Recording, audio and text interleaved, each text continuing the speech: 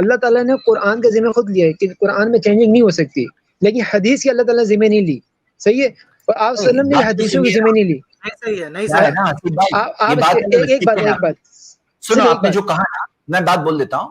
دیکھیے قرآن میں اطیعوا اللہ و اطیعوا الرسول جب اللہ نے فرمایا کہ اللہ کی فرما برداری کرو، رسول کی فرما برداری کرو، تو جب اللہ تعالیٰ نے کہا رسول کی فرما برداری کرو، اللہ تعالیٰ نے کہا کہ رسول صلی اللہ علیہ وسلم لِتُبَيِّنَ لِلنَّاسِ مَا نُزِّلَ إِلَيْهِمْ، کہ رسول صلی اللہ علیہ وسلم سمجھائیں گے لوگوں کو کہ ہم نے کیا بھیجا. سورہ 16 verse 44 سورہ نحل.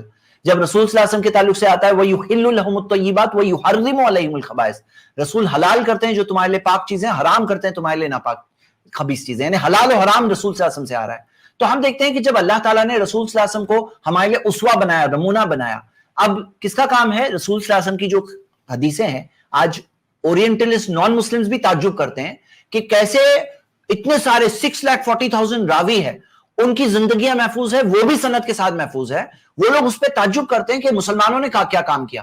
ہم کہتے ہیں مسلمانوں نے خدمت کی، لیکن کام کرنے والا کون ہے؟ اللہ ہے. کہ آج تک ایک محدث پرکھ کر کے بتا سکتا ہے یہ حدیث صحیح ہے، یہ حدیث ضعیف ہے، یا یہ حدیث موضوع گڑی ہوئی ہے.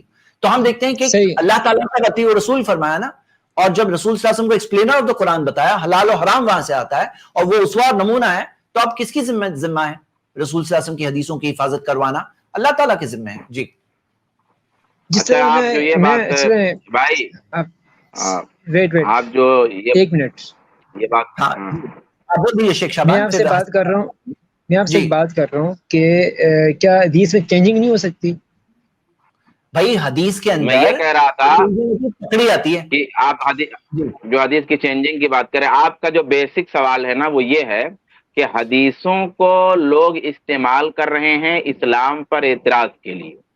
یہ جو بیس ہے نا، اس بیس پہ تو قرآن بھی نہیں بچے گا. اگر یہ بیس ہے انکار حدیث کا، یا یہ بیس آپ رکھتے ہیں کہ بھائی قرآن ٹھیک ٹھاک ہے، قرآن کو رکھا جائے، اور حدیث سے چونکہ اعتراض ہو رہا ہے، حدیث میں لوگ اعتراض پیدا کر رہے ہیں، تو اس کو چھوڑ دیا جائے، یہ میرے خیال سے بیس ہے.